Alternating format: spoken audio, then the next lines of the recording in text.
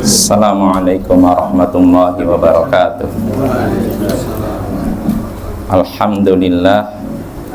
Alhamdulillahi rabbil alamin. Wassalatu wassalamu ala ashrafil anbiya'i wal mursalin Sayyidina wa maulana Muhammadin wa ala alihi wa sahbihi ajma'in. Amma ba'd. Ayyuhal ikhwah wal akhwat, a'azzani wa a'azzakumullah.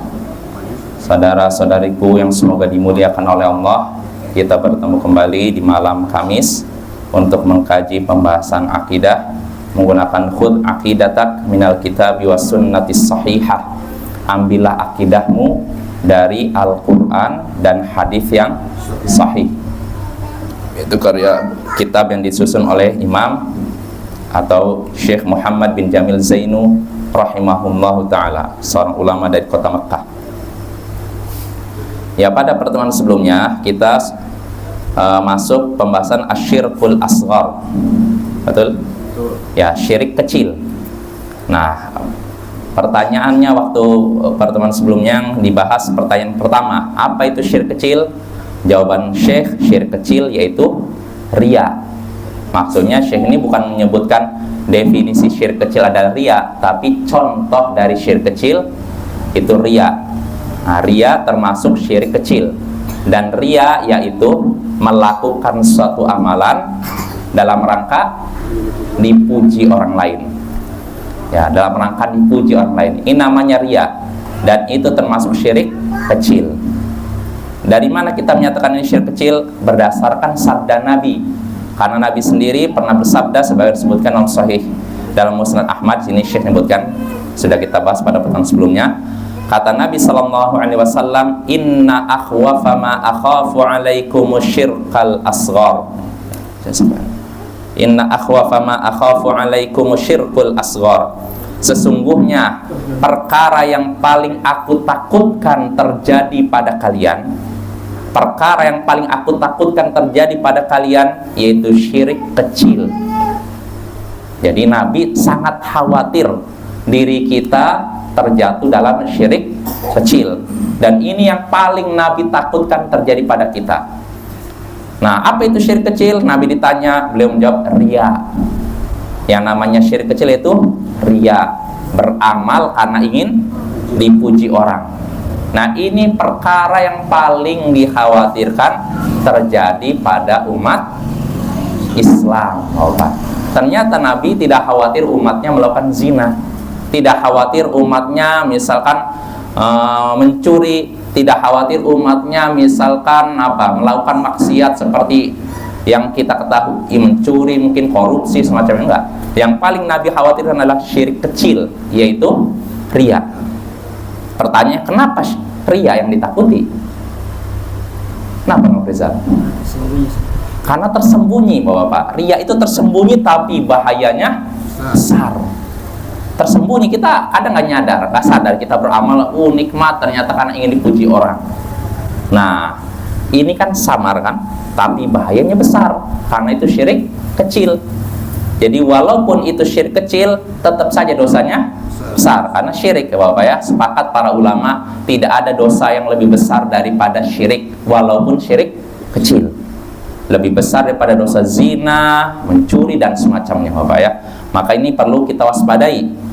Nabi bukan khawatir syirik besar, syirik kecil. Karena kalau syirik besar nampak di depan mata, oh bisa hati-hati kan. Tapi kalau syirik kecil, hanya kita aja dan Allah yang tahu kan. Makanya inilah yang bikin kita seringnya lalai. Makanya kata Imam Sufyan Ats-Tsauri, "Ma'alajtu syai'an asyadda 'alayya min niyati." Aku tidak pernah mengobati sesuatu yang lebih berat daripada niatku. Jadi bagi beliau, masalah yang ada di dunia ini mudah diobati, tapi yang paling berat mengobati niat, karena niat itu seringnya berubah.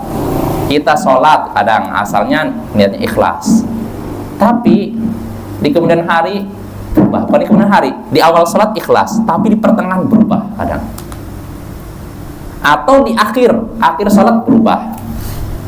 Atau ada orang yang sholatnya Masya Allah awal sampai akhir ini ikhlas, karena Allah, mengharapkan pahala dari Allah, takut siksa Allah.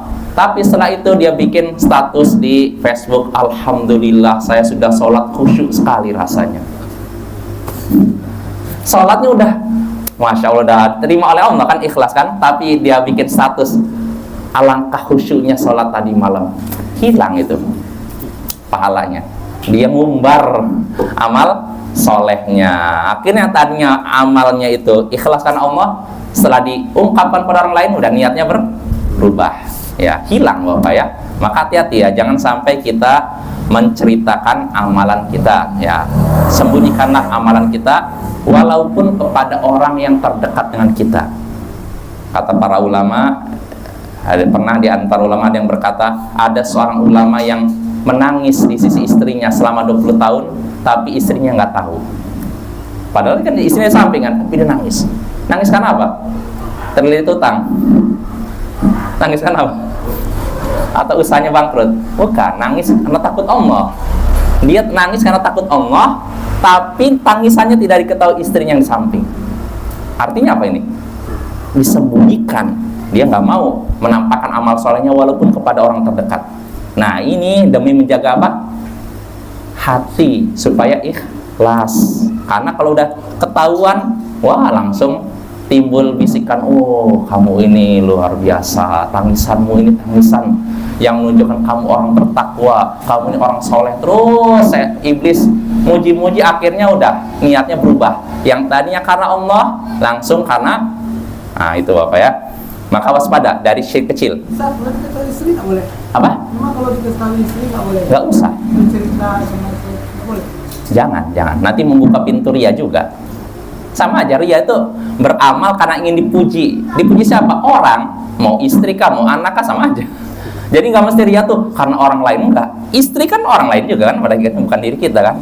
Nah kalau kita beramal karena ingin dipuji istri, puji anak, puji orang tua, ria sama aja. Nah itu, jadi ria tuh nggak mesti saya beramal karena ingin dipuji orang lain yang bukan anggota keluarga saya. Enggak. Walaupun istri, kita beramal karena ingin dipuji istri, sama juga ria, termasuk syirik besar, syirik kecil, dosanya besar. Nah maksudnya itu bukan ingin dipuji istri, cuma mengungkapkan itu misalnya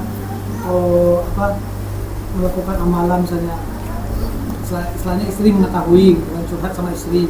Oh, kalau maksudnya sekedar mengungkapkan atau gini, kita menceritakan amalan tapi untuk memotivasi nggak masalah. Nggak, oh saya gini, ayo kita sholat yuk atau apa, itu nggak masalah.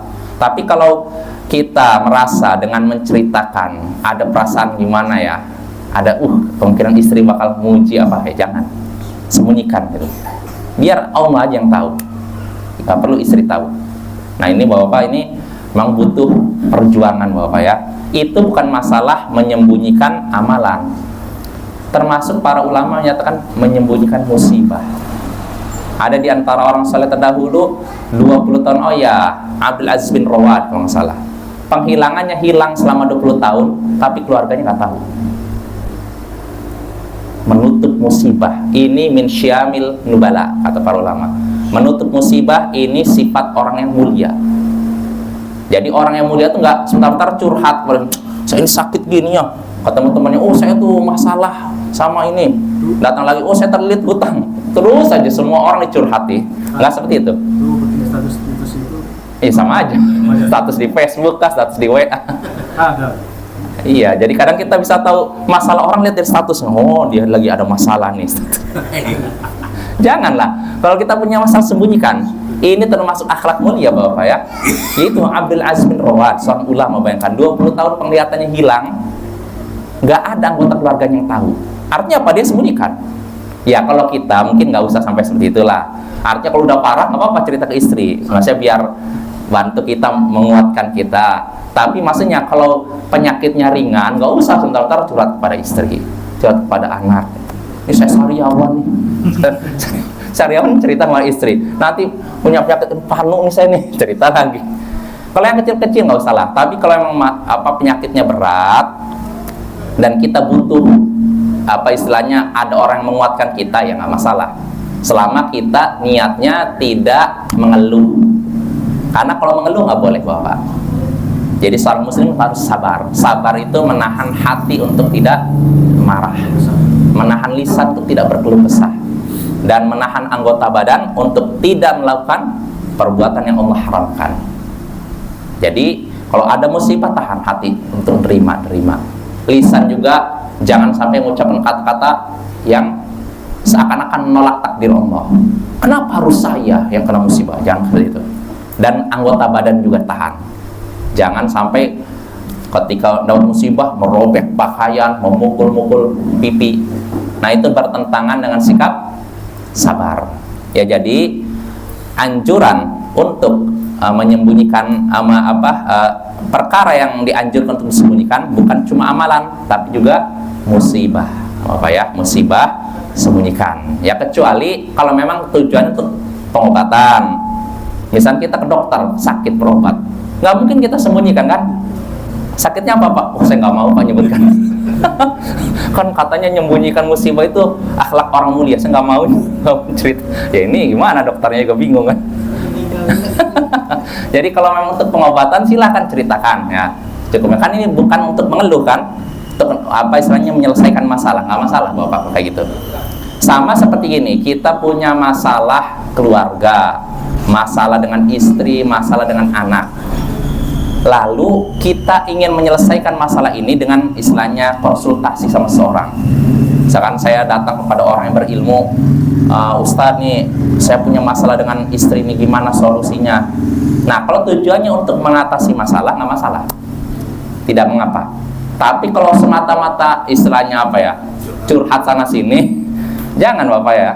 Sebagian orang curhat, kalau ke satu orang nggak masalah, tapi ke sini curhat. Akhirnya semua orang tahu masalah keluarganya. Oh, dia sama istrinya gini. Nggak bagus gitu. Tutup rapat-rapat masalah keluarga ya, jangan dibawa keluar ya. Kalaupun kita mau curhatlah sama satu orang yang dipercaya, karena tidak semua orang bisa dipercaya. Kadang kita udah cerita ke orang, ternyata orang ini ngumbar cerita kita ke orang lain. Padahal Bapak, ketika dalam hadis disebutkan ketika seorang berbicara kepada orang lain lalu nengok, maka itu amanah. Artinya apa? Itu rahasia yang harus dijaga.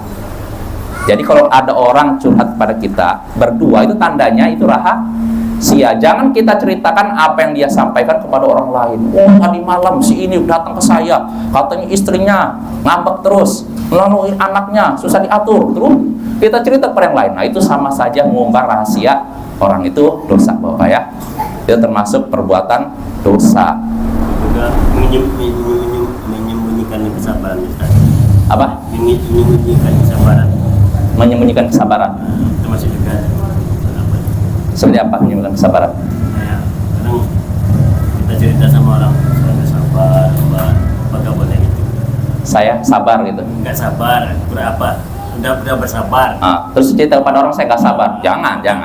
Saya udah bersabar. Itu harus disembunyikan, bagaimana? Iya, sabar sembunyikan, jangan ditampakkan.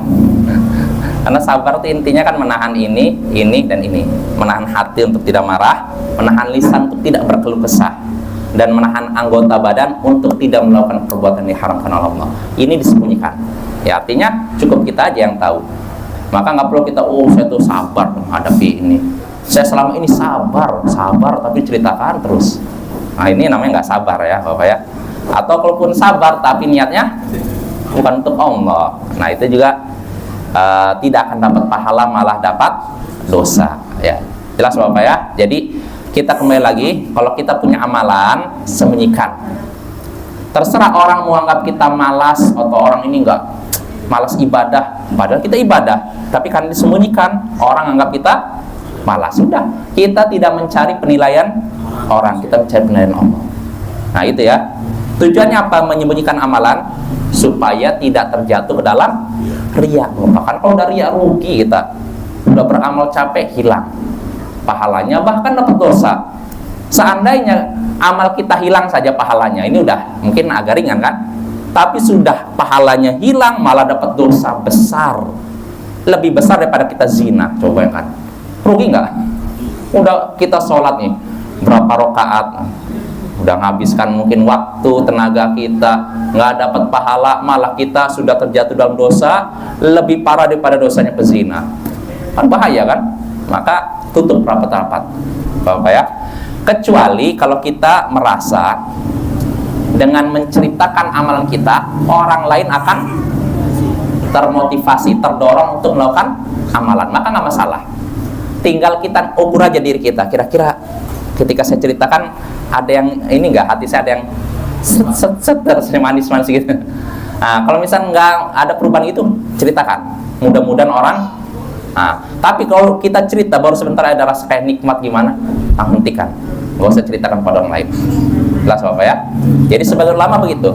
Makanya ada keutamaan sedekah sembunyi-sembunyi, ya tidak? Kan disebutkan dalam hadis yang masyhur dalam Sahih Bukhari Muslim, sab'atun yudhilluhumullahu fi dhillih yauma la dhilla illa dhilluh. Ada 7 golongan yang akan dinaungi oleh Allah pada hari di mana tidak ada naungan kecuali naungan Allah. Hari apa itu? Hari kiamat. 7 golongan. Nabi menyebutkan salah satunya, wa rajulun tasaddaqa bi sadaqatin fa akhfaha hatta la ta'lamu shimaluhu ma tunfiqu yaminu. Ini diantara 7 golongan yang akan dinaungi Allah di hari kiamat. Di antaranya apa? Seseorang yang memberikan sedekah lalu merahasiakannya, menyembunyikannya sampai-sampai tangan kirinya tidak mengetahui apa yang diberikan tangan kanannya. Artinya apa ini? Kok tangan kiri nggak tahu tangan kanan? Artinya apa? Saking merahasiakannya, seakan-akan tangan kirinya nggak tahu apa yang dikeluarkan oleh tangan kanannya.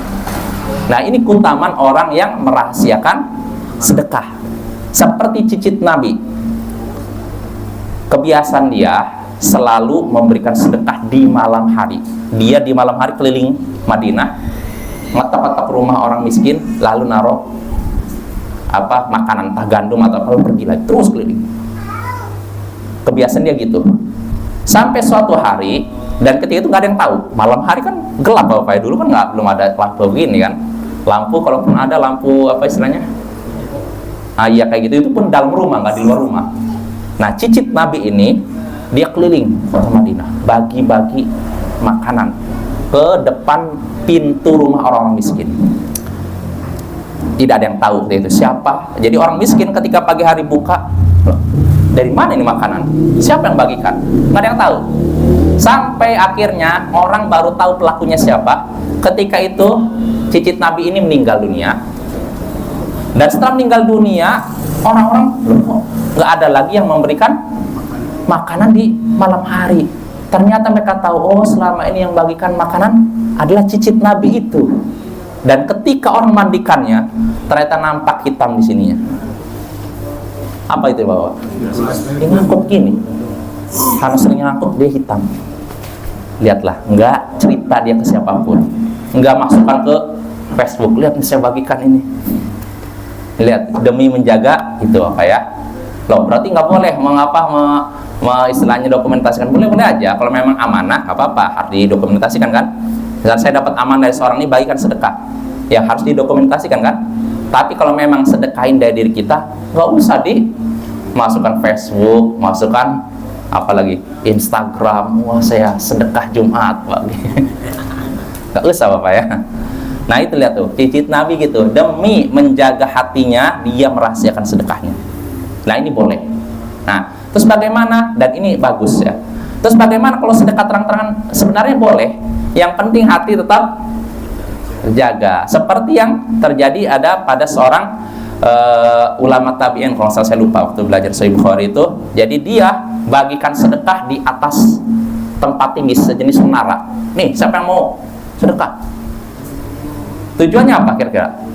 Memotivasi orang untuk sedekah. Maka Bapak, nggak bisa kita katakan sedekah sembunyi-sembunyi lebih baik daripada sedekah terang-terangan, atau kita katakan sedekah terang-terangan lebih baik daripada sedekah sembunyi-sembunyi. Nggak bisa kita katakan itu secara mutlak, harus dirinci. Kalau memang seseorang bisa jaga niatnya, maka nggak apa-apa dia sedekah terang-terangan, bahkan bisa jadi lebih bagus. Karena apa? Akan mendorong orang untuk niru kan.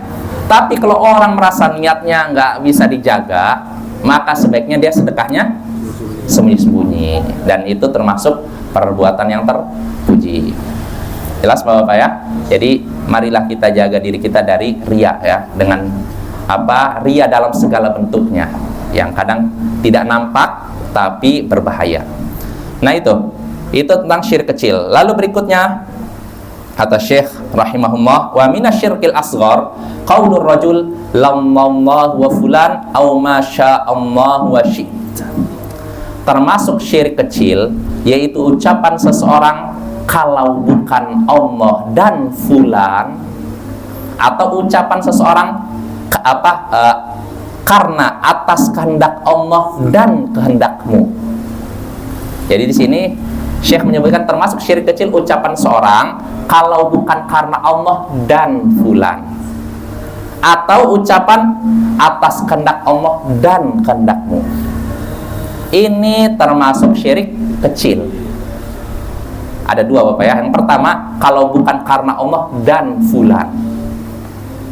Kenapa ini syirik kecil? Karena seakan-akan, contohnya gini Bapak, ucapan seperti ini gini. Misalkan saya udah beri contoh, misalnya saya berjalan dengan seseorang menuju Muara Siberut, berjalan kaki berdua ya, Angga sama Isep Prianto ya, berjalan, tiba-tiba dari arah Muara Siberut melajulah mobil dengan begitu kencang, hendak menabrak saya di agak jalan, Isep di sebelah ini yang dekat bandar lah, ibaratnya samping jalan. Mobil ini bergerak dengan begitu cepat, hampir menabrak saya. Tiba-tiba Isep pegang tangan saya, lalu ditarik, sehingga akhirnya apa? Tidak jadi, saya tertabrak. Selamat kan saya kan? Nah, ketika itulah saya berkata, kalau bukan karena Allah dan Isep, saya sudah ketabrak mobil. Kalau bukan karena Allah dan Isep, ini syirik kecil. Kalau bukan karena Allah dan fulan, ini syirik kecil. Kenapa? Karena seakan-akan menyandarkan sebab keselamatan kepada Allah dan manusia. Jadi seakan-akan keselamatan itu di tangan Allah dan manusia. Walaupun tentu saja niat saya kan tidak menyamakan kan? Iya tidak? Kalau niat saya menyamakan, syirik besar, kafir, saya keluar dari Islam. Tapi menyamakannya dari sisi kalimat. Walaupun niatnya tidak seperti itu kan? Tapi walaupun niat saya tidak menyamakan Allah dengan manusia, tapi karena karena kalimatnya sudah menyamakan Allah dan manusia, inilah syirik kecil. Jelas Bapak ya? Kalau bukan karena, ya contohnya ginilah, misalkan seorang lagi itu contoh kecelakaan, seorang lagi kesulitan ekonomi, dia pusing-pusing gimana ya, saya pengen sekali ini butuh biaya untuk pengobatan. Tiba-tiba datang seorang yang dermawan, nih kamu katanya lagi kesulitan ini ya, butuh biaya berobat, nih kasih 1 juta. Dia udah senang kan. Setelah itu dia cerita kepada istrinya, kalau bukan karena Allah dan si ini, saya bisa mati. Kalau bukan karena Allah dan si ini, saya bisa mati. Inilah syirik kecil. Kenapa? Karena menyandarkan keselamatan dari hidup kepada Allah dan disamakan. Tentu saja ini salah. Jelas Bapak ya? Begitu juga ucapan atas kehendak Allah dan kehendakmu. Ini juga seakan-akan kehendak Allah dan kehendak manusia sejajar. Walaupun niatnya tidak, tapi kalimatnya sudah menyamakan. Inilah syirik kecil. Tapi kalau niatnya menyamakan Allah bagaimana? Dengan manusia, syirik besar itu, keluar dari Islam. Tapi kalau niatnya tidak menyamakan, cuma kalimatnya sudah menyamakan, inilah syirik kecil, dosa yang sangat besar. Jelas Bapak ya? Apa dalilnya yang seperti itu terlarang? Qala sallallahu alaihi wasallam, di sini sebenarnya ya udah saya bacakan aja. Sebenarnya ada hadis lain ya, baca ini ya.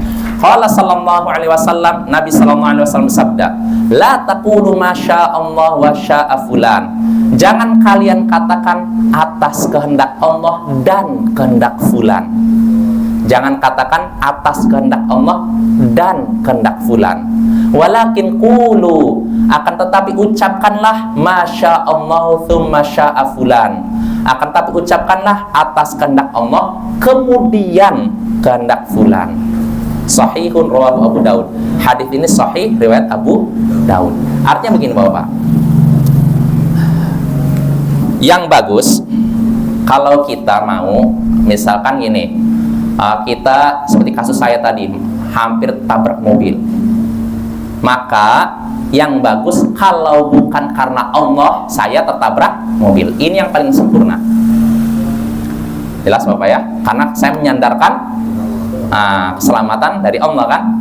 Atau boleh juga begini, kalau bukan karena Allah kemudian isep, saya sudah ketabrak mobil. Kalau bukan karena Allah kemudian, bukan dan, ini boleh. Kenapa? Karena kalau menggunakan kemudian artinya ini berurutan, artinya Allah lah penyebab, Allah lah yang sebenarnya, tapi lewat, itu boleh Bapak. Yang nggak boleh itu kalau bukan karena Allah dan ishab, ini nggak boleh, ini syirik. Jelas Bapak ya. Kalau yang bagus karena kehendak Allah aja. Kalau bukan karena Allah, karena kehendak Allah, itu cukup, itu lebih bagus. Tapi kalau mau istilahnya menyebutkan yang lain, pakainya bukan dan, tapi apa? Kemudian. Kalau bukan karena Allah kemudian fulan, saya sudah begini. Itu boleh. Ya. Nah, yang nggak boleh kalau bukan karena Allah dan fulan. Ini kan apa? Karena ini sudah sejajarkan Allah dengan makhluk. Jelas Bapak ya. Ini memang kalau bagi sebagian orang, apa sih masalahnya? Kayak gitu. Ya memang menurut kamu tidak masalah, tapi kalimatnya sudah mengundang murka Allah. Walaupun niatmu tidak untuk menyamakan Allah, tapi ucapanmu sudah melanggar ketentuan Allah. Itu pakai mic keluar ya? Enggak. Jadi begitu Bapak ya. Jadi dalam Islam kita itu suatu amalan tuh diterima bukan cuma dari niat baiknya saja, tapi juga dengan caranya. Ini Rasulullah SAW yang tidak saya sebutkan, dulu ada seorang sahabat Nabi berkata kepada Rasulullah SAW, Masya Allah wa syi'it, atas kehendak Allah dan kehendakmu wahai Rasul. Dia tujuannya apa? Memuji Nabi kan, atas kehendak Allah dan kehendakmu wahai Rasul. Maka apa reaksi Nabi? Nabi marah lalu berkata, aja'altani lillahi niddan, apakah engkau ingin menjadikan aku sebagai tandingan bagi Allah? Lihat, artinya Nabi mengingkari kan? Padahal saya menanya, kan kata Nabi, apakah engkau ingin menjadikan aku sebagai tandingan dari Allah? Saya mau nanya, apakah sahabat tadi niatnya menjadikan Nabi sebagai tandingan bagi Allah? Enggak kan? Niatnya nggak seperti itu kan? Tapi kalimatnya sudah menyamakan Allah dengan Nabi, makanya Nabi ingkari. Itu menunjukkan dalam Islam itu yang dilihat bukan cuma niat, tapi juga caranya. Niat sahabat tadi baik tidak? Baik kan? Memuji Nabi kan? Tapi caranya salah, makanya Nabi ingkari. Maka Bapak, kalau kita menyaksikan ada orang yang salah dalam beribadah, salah dalam beramal, kita tegur, salah. Nanti orang, tapi niat saya baik.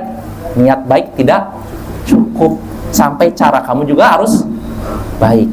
Jadi dalam Islam, suatu amal diterima bukan karena niatnya baik saja, tapi caranya juga harus baik. Nah, ini yang perlu kita tekankan.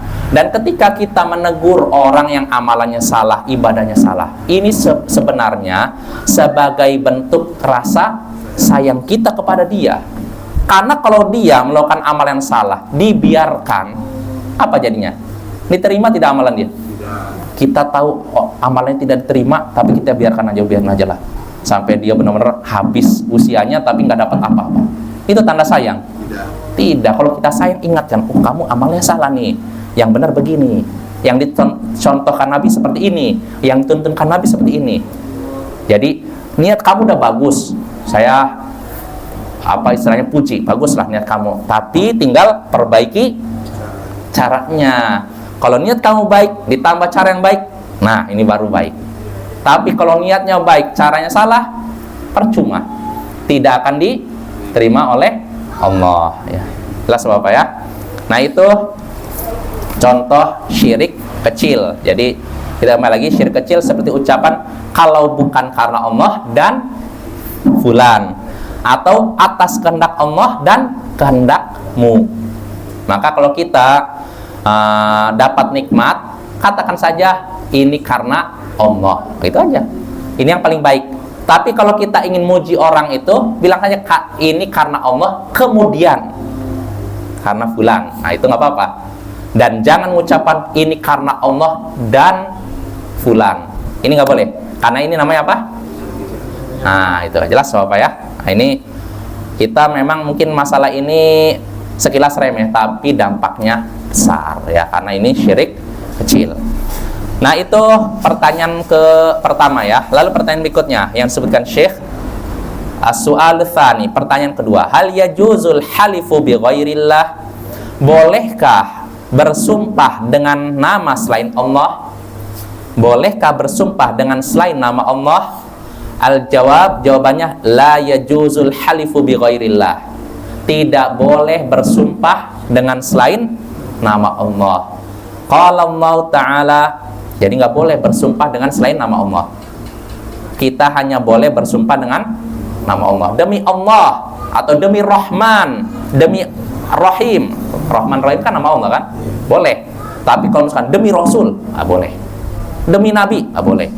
Demi orang tua saya, apalagi nggak boleh. Demi Nabi aja nggak boleh, apalagi demi orang tua saya. Kalau mau bersumpah, bersumpahlah dengan nama Allah. Nah, kenapa bersumpah dengan selain nama Allah dilarang? Qala Ta'ala, Syekh menyebutkan dalilnya. Allah berfirman, qul bala wa rabbi latub'atsun, surat At-Taghabun, dalam surat At-Taghabun. Allah berfirman, qul, katakanlah wahai Rasul, katakanlah wahai Nabi, bala wa rabbi latub'atsun, demi Tuhanku, tentu kalian akan dibangkitkan. Artinya di sini Allah menyuruh nabinya untuk membantah orang-orang apa? Musyrik. Karena ayatnya pertamanya za'amal ladzina kafaru alla yub'atsu. Orang-orang kafir mengira bahwa mereka tidak akan dibangkitkan setelah mati. Ini orang-orang kafir Quraisy kan, musyrikin Quraisy kan. Maka Allah menyuruh nabinya untuk membantah mereka. Allah katakan, "Qul," katakanlah wahai Rasul, jawablah mereka, "Bala wa rabbi latub'atsun." Demi Tuhanku, pasti kalian akan dibangkitkan. Demi Tuhanku. Maksudnya demi apa?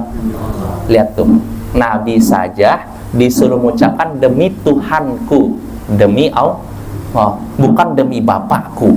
Enggak. Ya tuh, Rasul begitu. Apalagi kita, ya. Ini dalil dari Al-Qur'an. Adapun dalil hadis, Syekh menyebutkan waqala sallallahu alaihi wasallam, Nabi sallallahu alaihi wasallam bersabda, "Man halafa bi ghairillahi faqad asyrak." Sahihun rawahu Ahmad. Nabi sallallahu alaihi wasallam bersabda, siapa yang bersumpah dengan selain nama Allah, maka sungguh ia telah berbuat syirik. Hadis sahih riwayat Imam Ahmad. Siapa yang bersumpah dengan selain nama Allah, maka sungguh ia telah berbuat syirik. Bersumpah dengan selain nama Allah. Seperti apa? Bersumpah dengan nama Rasul, bersumpah dengan nama malaikat, bersumpah dengan nama orang soleh. Misalkan seorang menyatakan, dia misalkan ada seorang dalam suatu masalah dituduh misalkan mencuri, lalu dia ingin nolak itu. Cara nolaknya bagaimana? Demi Allah, saya tidak mencuri, gitu kan? Yang harusnya begitu. Jangan sekali-kali mengucapkan demi Rasul, saya tidak mencuri. Ini syirik. Kata Nabi, dia telah berbuat syirik. Dan jangan juga berkata demi malaikat Jibril, saya tidak mencuri. Nggak boleh. Atau demi Syekh Abdul Qadir Jailani, saya tidak mencuri. Nah, jangan. Atau demi siapa lagi? Demi nenek moyang saya tidak mencuri. Ini juga nggak boleh Bapak ya. Karena bersumpah itu termasuk ibadah. Maka hendaknya menggunakan nama Allah. Jelas Bapak ya? Loh Ustaz, apa ada orang zaman sekarang bersumpah dengan nama selain Allah? Ada Bapak. Dulu saya pernah, masih terngiang-ngiang sampai sekarang, seorang budayawan di Indonesia, nggak perlu saya sebutkan namanya lah, ketika pemilu presiden tahun 2009. Dulu ada berapa? 2009 dua calon ya? Nggak salah 2 ya? Tiga. Ada 3 dulu. Capres dan cawapresnya ada 3. Ini. Nah, ketika itu budayawan ini jadi kayak semacam tim kampanye seorang capres lah. Tiba-tiba pertama dia di iklan, ini kan di TV. Dia muji-muji, oh saya kenal bapak ini, dia orang yang baik, dia orang perhatian kepada ini. Setelah dia muji, demi Allah dan Rasul, dia ini saya masih ingat sampai sekarang. Astagfirullah, demi Allah dan Rasul. Lihat, dia menyandingkan Allah dan Rasul. Lihat tuh, ini iklan ini disaksikan oleh berapa ribu orang? Di Indonesia udah berapa juta? Ratusan juta. Bayangkan kalau orang yang menyaksikan itu meniru perbuatan dia, kira-kira bagaimana? Kasihan ini kan, jadi dosa jariah, dosa yang mengalir kepada dia terus. Dia nggak ngajak orang, tapi dengan perbuatannya orang niru, dosa yang ngalir kepada dia. Dan ini bahaya Bapak ya. Maka kita ingatkan, kalau ada di antara teman-teman kita, keluarga kita, saudara kita yang masih suka bersumpah dengan selain nama Allah, tegur. Kalau kita sayang pada dia, tegur. Kenapa? Dia sudah melakukan dosa besar, tegur. Jangan sampai kita diamkan. Kalau kita diamkan saja padahal kita mampu tegur, berarti tandanya kita tidak sayang. Itu menunjukkan iman kita dipertanyakan. Karena apa? Dalam hadis Sahih Bukhari Muslim, Nabi sallallahu alaihi wasallam sabda, la yu'minu ahadukum hatta yuhibba li akhihi ma yuhibbu li nafsihi. Tidak sempurna keimanan salah seorang dari kalian hingga ia menyukai kebaikan untuk saudaranya sebagaimana ia menyukai kebaikan untuk dirinya. Artinya gini, saya ingin masuk surga, berarti saya pun berharap saudara saya masuk surga. Saya ingin selamat dari neraka, berarti saya pun berharap saudara saya selamat dari neraka. Saya tidak ingin terjatuh dalam perbuatan syirik, berarti saya pun harus berharap saudara saya tidak terjatuh dalam perbuatan syirik. Kalau kita punya sifat seperti itu, berarti iman kita sempurna. Tapi kalau kita nafsi-nafsi, lu gua istilahnya kalau orang Jakarta ngomong gitu, atau istilahnya ananiyah, egois, yang penting kamu itu saya, ini tanda imannya tidak sempurna Bapak. Hati-hati ya. Maka dalam Islam nggak ada orang yang anani. Jangan sampai kita punya sifat egois, terserah orang lain masuk neraka, yang penting saya masuk surga. Nah, ini sifat yang bukan sifat terpuji. Maka kalau kita nyaksikan saudara kita, keluarga kita yang masih seperti ini, bersumpah dengan selain nama Allah, tegur baik-baik.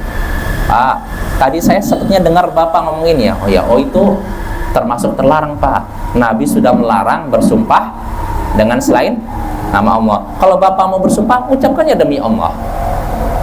Jelas Bapak ya? Tegur seperti itu. Jadi kalau mau bersumpah, bersumpahlah dengan nama Allah. Ini kalau memang dibutuhkan. Tapi kalau tidak dibutuhkan Bapak, jangan banyak bersumpah. Nah, itu juga masalah Bapak. Kalau orang sebentar-bentar bersumpah, demi Allah, saya modal ini, dagang nih segini loh. Kadang para pedagang kan gitu kan, supaya pembeli ini yakin sampai bersumpah, demi Allah, saya modalnya segini, masa Anda belinya murah? Dengan demi Allah, menjual demi Allah, membeli dengan nama Allah. Ini jangan. Kalau kita mengumbar nama Allah dalam jual beli dan semacamnya, jadi seakan-akan nama Allah itu murah, ya tidak? Maka jangan. Kalau kita butuh bersumpah nggak masalah, tapi kan sumpah nggak setiap, ya kan? Pada saat dibutuhkan saja. Contohnya apa? Ketika persidangan, saya dipanggil jadi saksi oleh hakim. Misalkan saya saksi tentang ini, misalkan pencurian di suatu tempat, saya menyaksikan pelakunya. Lalu hakim bertanya kepada saya, apakah Anda menyaksikan si fulan mencuri? Maka jawaban saya apa? Ya. Anda saya bersumpah, ya, demi Allah saya saksikan dia pencuri. Boleh tidak seperti itu? Boleh Bapak, karena dibutuhkan. Tapi kalau kita sebenarnya ngomong demi Allah, jualan demi Allah, nanti ngomong sama teman demi Allah, nah ini seakan-akan nama Allah jadi murah. Nah, jangan Bapak ya. Gunakanlah nama Allah untuk perkara yang penting ya. Kalau untuk perkara yang remeh nggak usah sering kita menggunakan nama Allah untuk sumpah dan semacamnya. Jelas Bapak ya? Artinya jangan kita bersumpah dengan nama Allah kecuali dalam perkara yang penting. Kalau perkara remeh nggak usah kita bersumpah dengan nama Allah. Biasa aja. Kalau kita ngobrol begini nggak perlu demi Allah. Dan saya ngomong ke Bapak, tadi saya lihat di sana ada kebakaran. Misalnya udah dipercaya kan? Nggak perlu demi Allah. Tadi saya lihat di sana. Nanti sebentar lagi saya ke Muntai. Demi Allah saya di sana menyaksikan ada banjir. Nanti kesana demi Allah. Apa-apa demi Allah. Jangan. Kalau dalam perkara yang penting saja kita bersumpah dengan nama Allah. Jelas Bapak ya? Nah, itu ada hubungannya dengan masalah akidah, masalah tauhid ya. Dan insya Allah akan kita bahas dalam kitab tauhid ya. Nah, itu dalil dari hadis. Siapa yang bersumpah dengan selain nama Allah, maka ia telah berbuat apa? Syirik. Lalu Syekh menyebutkan dalil kedua. Wa qala sallallahu alaihi wasallam, "Man kana halifan falyahlif billah aw liyasmut." Muttafaqun alaih. Siapa yang ingin bersumpah, kata Nabi, maka hendaknya bersumpah dengan nama Allah atau diam. Jadi siapa yang ingin bersumpah, kalau memang kita dibutuhkan untuk bersumpah, maka bersumpahlah dengan nama Allah, atau kalau tidak, diam. Jangan sampai bersumpah dengan selain nama Allah. That's Bapak ya. Ini menunjukkan dilarangnya bersumpah dengan selain nama Allah, karena itu termasuk apa? Perbuatan syirik ya. Nah, itu pembahasan syirik kecil. Selesai. Nah, sekarang kita masuk pembahasan baru. Pembahasan yang termasuk penting juga. Judulnya kata Syekh sini rahimahullah, at-tawassul wa talabus syafa'ah. Tawassul dan meminta syafaat. Tawassul dan meminta syafaat. Apa itu tawassul? Tawassul artinya secara bahasa dari kata wasilah. Wasilah itu pengantar atau perantara ya. Wa talabus syafa'ah, dan meminta syafaat. Syafaat artinya apa? Pembelaan. Ya, contohnya saya berikan contoh begini Bapak-Bapak. Saya misalkan punya anak saya dikeluarkan dari sekolah, dianggap katanya nakal dan semacamnya. Lalu saya ingin anak saya masuk lagi ke sekolah, ya kan? Nah, keputusan menerima atau nolak anak ada di tangan siapa? Kepala sekolah kan? Kalau saya ke kepala sekolah langsung, wah segan. Akhirnya saya harus cari apa? Orang dalam yang dekat dengan kepala sekolah. Maka saya datang orang dalam, gurunya kan, Pak, bisa lobby tidak kepala sekolah supaya anak saya masuk lagi. Maka di lobby sama guru ini, oh, Pak, tolonglah anak ini dimasukkan lagi ke kepala sekolah. Nanti keputusan di tangan kepala sekolah kan. Bisa jadi kepala sekolah bilang, oh yaudah masuk lagi, maka bisa masuk. Tapi kalau kepala sekolah nolak, bisa masuk. Nah, itulah syafaat. Syafaat di sini jelas Bapak ya. Jadi di sini ada 3 rukun syafaat. Ya. Pertama, penerima syafaat. Kedua, pemberi syafaat. Ketiga, pemilik syafaat. Pertama, penerima syafaat. Siapa? Saya atau anak saya kan? Ya kan? Penerima syafaat ini. Lalu pemberi syafaat, guru itu. Guru yang dekat kepala sekolah. Dan pemilik syafaat, kepala sekolah. Jelas Bapak ya? Jadi saya baru bisa dapat syafaat dari si guru kalau diizinkan kepala sekolah. Nah, itu dalam masalah dunia. Begitu juga dalam masalah akhirat. Dalam masalah syafaat, dalam artian syafaat menurut syariat. Karena Bapak-bapak, kita kan sudah tahu ada syafaat dari para nabi. Betul? Ada syafaat dari para malaikat. Betul? Ada syafaat dari orang yang mati di medan jihad. Betul? Ada syafaat dari orang soleh, ya kan? Nah, mereka semua pemberi syafaat pada kita semua. Nah, Tapi apakah mereka bisa memberikan syafaat begitu saja? Harus dapat izin dari siapa? Allah. Karena Allah pemilik syafaat. Pemberi syafaat sesoleh apapun, kalau pemilik syafaatnya tidak mengizinkan, bisa memberikan syafaat? Tidak. Makanya kalau kita ingin mendapatkan syafaat dari Nabi dan Rasul, malaikat dan semacamnya, maka kita harus mendekat kepada pemilik syafaat. Jelas Bapak ya? Ya mungkin cukup karena mungkin waktunya sudah mau habis. Insya Allah pada pertemuan berikutnya kita lanjut pembahasan ini tentang pembahasan yang penting, yaitu tawassul dan mencari syafaat atau meminta syafaat. Ya, subhanakallahumma bihamdik asyhadu an la ilaha illa anta astaghfiruka wa atubu ilaik. Assalamualaikum warahmatullahi wabarakatuh.